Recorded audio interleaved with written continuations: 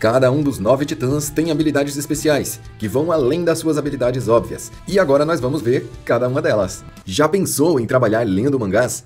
Clique no link na descrição e descubra como se tornar um profissional na arte de ler os mangás. Começando pelo Titã Colossal, que tem uma explosão controlada. Muita gente se pergunta como o Titã Colossal desapareceu lá no início, quando ele chutou a muralha pela primeira vez. Na verdade, muito em breve eu vou fazer um vídeo explicando somente sobre isso e fique ligado aqui no canal para ver. Na verdade, a explosão do Titã Colossal é controlada, e a gente pode deduzir isso vendo as várias transformações do Titã Colossal.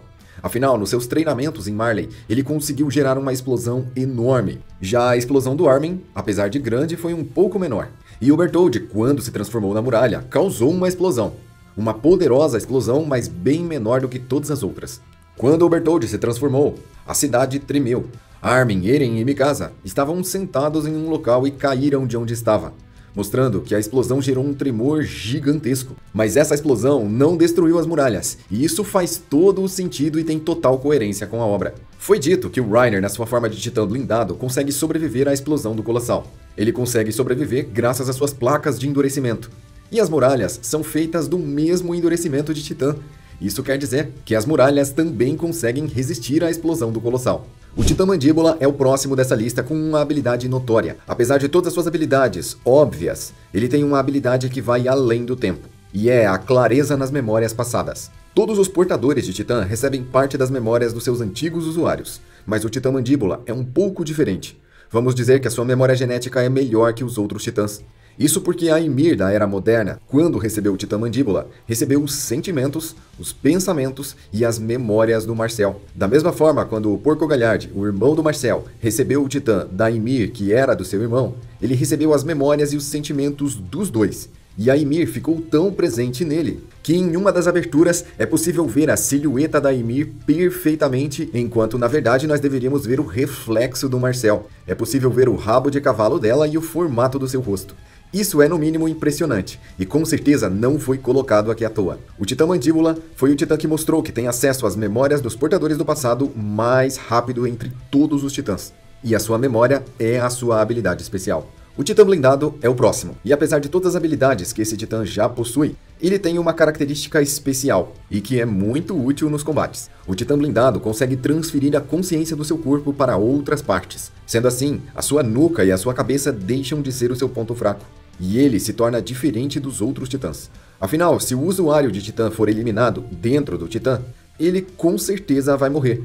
Mas o Reiner consegue sobreviver, e consegue regenerar mesmo que sobrar apenas um pedaço do seu corpo. Isso quer dizer que o Titã Blindado tem uma capacidade excepcional de regeneração, além de conseguir transferir e preservar a sua consciência em alta velocidade. Mas para fazer isso, o Titã Blindado precisa prever ou saber que vai ser atingido ali. Caso contrário, mesmo que seja rápido, ele não vai conseguir transferir a sua consciência a tempo. E isso pode ser fatal. Então ele precisa estar ciente de onde virá o ataque e como se defender. As suas placas de endurecimento geralmente param os ataques inimigos e dão tempo o suficiente para que ele consiga se safar. E assim, o Titã Blindado tem um dos mecanismos de defesa mais inteligentes de todos os titãs. Já o Titã Bestial, além de todas as suas habilidades e capacidades de se transformar em animais, possui uma habilidade especial. Eu não vou comentar aqui a habilidade especial que é ativada apenas pelo sangue real. Afinal, o Zeke consegue transformar pessoas em titãs apenas por ter sangue real. Eu vou comentar sobre a durabilidade e a estamina do Titã Bestial. Afinal, qualquer usuário do Titã Bestial, mesmo que não tenha sangue real, vai ter essa durabilidade e estamina. O Titã é versátil, forte, rápido, consegue escalar as coisas e tem muita energia. Veja que os titãs que mais têm estamina geralmente são os titãs menores, assim como o Mandíbula e o Quadrúpede. Os titãs maiores geralmente conseguem ficar menos tempo transformados e têm menos estamina, porque gasta muita energia do seu portador. Mas o Titã Bestial não é assim. Ele tem um tamanho muito maior do que o titã de ataque, por exemplo, e tem muito mais estamina. Ele consegue ficar muito mais tempo transformado, além de conseguir se comunicar. E isso faz do Titã Bestial um dos mais completos entre todos os titãs.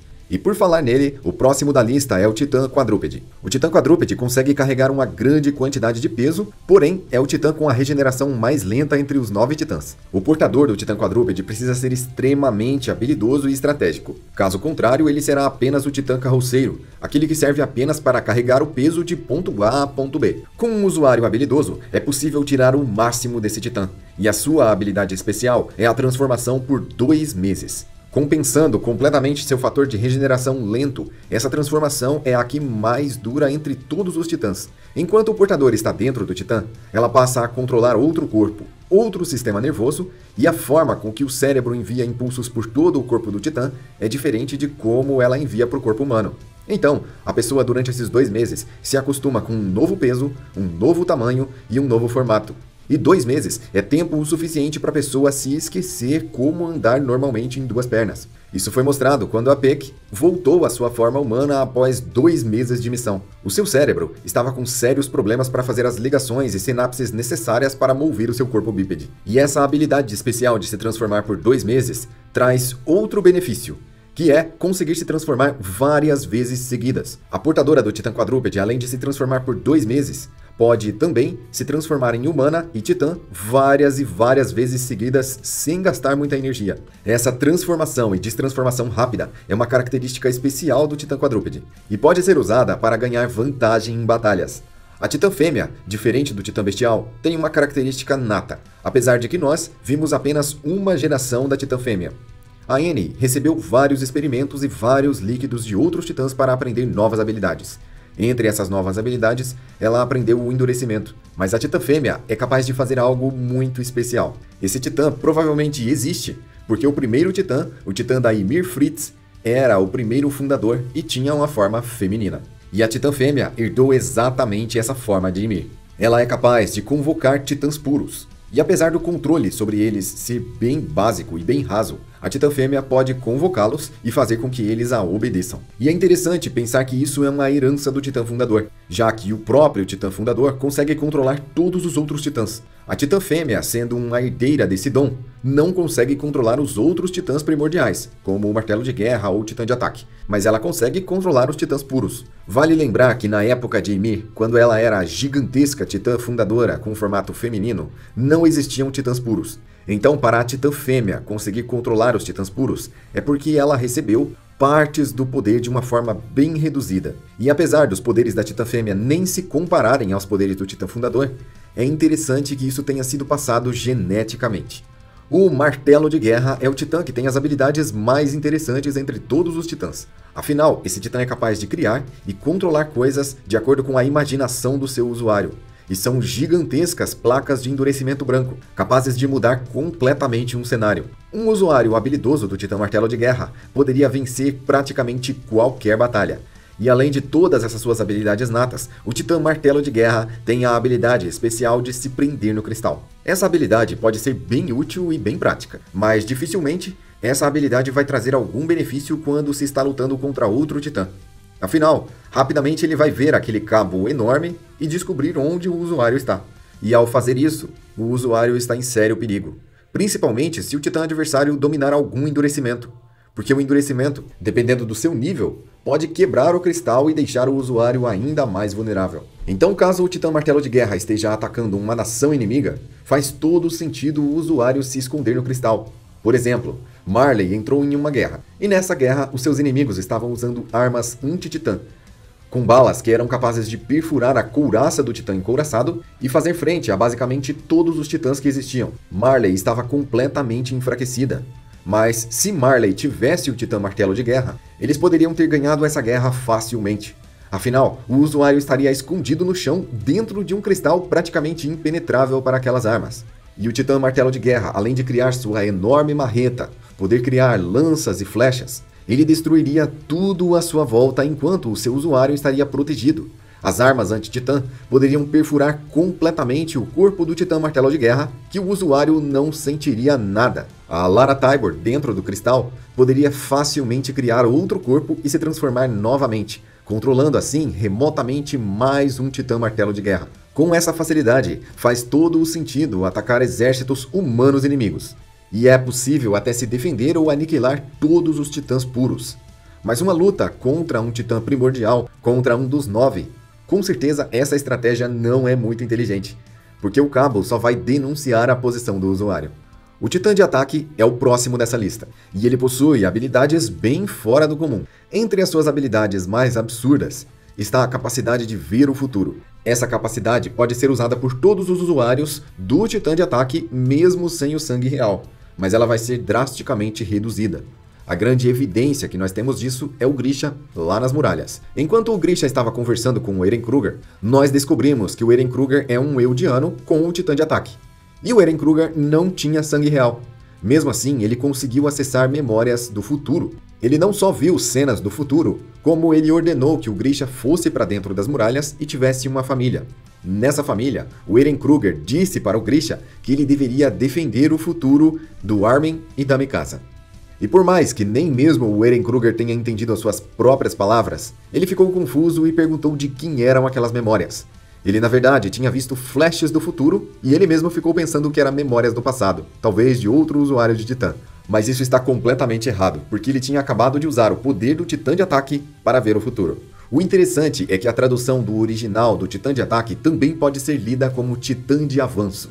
E esse avanço pode ser no tempo. Sendo assim, o Titã de avanço ou Titã de ataque que dá nome à obra consegue vir flashes do futuro. É claro que todas as habilidades dessa lista podem ser potencializadas com sangue real, exatamente como essa. Quando o Titã de ataque e o Titã fundador se encontram com sangue real, é possível não só ver o futuro, como viajar pelas eras e interferir em determinados pontos do tempo. O melhor exemplo disso foi quando o Zeke e o Eren se encontraram com o Grisha. Aqui temos o Zeke com o sangue real, o Eren com o Titã fundador e o Titã de ataque. Com o Titã fundador, ele consegue ver memórias no passado. Com o Titã de ataque, ele consegue ver memórias no futuro. Com o sangue real, o Titã de ataque e o Titã fundador, ele conseguiu viajar para o passado e ver o seu pai. E acontece que o pai do Eren também estava com o Titã fundador e o Titã de ataque. Sendo assim, o Titã de ataque e o Titã fundador se encontraram com eles mesmos. Sendo assim, 2 Titãs de ataque e 2 Titãs fundadores ao mesmo tempo no mesmo local interagindo. Essa conexão improvável fez com que fosse possível manipular e moldar o tempo, alterando acontecimentos no passado e criando um loop temporal e um paradoxo praticamente inexplicável. Não se sabe o que aconteceu primeiro nem o que veio primeiro. Só sabemos que foi o próprio Eren que criou e deu para ele mesmo os seus próprios poderes. Sem a intervenção dele do passado, ele jamais teria recebido os próprios titãs. E sendo assim, o Titã de ataque é o que tem a habilidade mais complexa até agora aqui nessa lista. Mas o próximo é o Titã Fundador, e esse sim tem um nível absurdo de habilidades. O Titã Fundador tem todas as habilidades de todos os usuários acima, todos que já foram vistos aqui nessa lista, além de habilidades únicas, só dele, onde ele pode criar titãs do nada, controlar esses titãs, falar com todo o povo eldiano, enviar doenças ou curas a todas as pessoas da sua raça, alterar e manipular as memórias, além de conseguir apagar e criar memórias do nada. O Titã Fundador também consegue reter os mortos da sua própria raça e prendê-los em uma dimensão particular, acessando eles, os seus poderes ou as suas memórias quando ele bem desejar.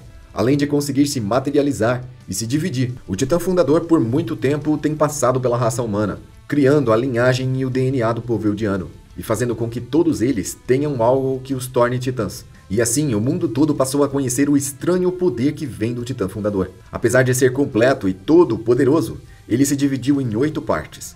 E a 9ª parte, que continuou como o Fundador, tem os mesmos poderes e habilidades do que todos os seus outros descendentes. Sendo assim, por mais que o Titã Fundador tenha se dividido em 9 partes, a sua parte principal continua com todos os poderes e habilidades que ele tinha no início, mostrando que se dividir não trouxe nenhum prejuízo para o Titã, nem para seus poderes e habilidades. Apesar do Titã Fundador ser extremamente poderoso, ele pode criar regras contra ele mesmo, sendo que o Titã Fundador é o único que consegue parar ele mesmo, e é o único que consegue fazer frente a ele mesmo. Para parar o Titã Fundador é preciso dos poderes do Titã Fundador. E quem fez isso foi o criador do Voto de Paz, o Rei Karl Fritz. Ao criar o Voto de Paz, ele bloqueou os poderes do Titã Fundador. E desde que a pessoa tivesse esse Titã e tivesse sangue real, ela não conseguiria usar os poderes. Mas o problema é que essa regra ficou aberta, graças a um furo que não foi pensado no momento da criação da regra. Caso um eldiano normal, sem sangue real, tenha o Titã Fundador e entre em contato com o sangue real de alguma forma, ele conseguiria usar mais poderes do Titã Fundador. Sendo assim, o Grisha, quando ele estava na Caverna de Cristal, ele devorou o Titã Fundador e estava cheio de sangue real, principalmente porque ele tinha amassado toda a família. Nesse momento, o Grisha tinha o Titã Fundador, o Titã de Ataque e o Sangue Real. Então ele deveria ser capaz de conseguir usar o poder do Titã Fundador, certo? E por que ele não fez isso? Recentemente, aqui no canal eu fiz um vídeo para responder exatamente essa pergunta. Por que o Grisha não usou o poder do Fundador? Veja ele agora na sequência. Nós esclarecemos tudo sobre isso lá.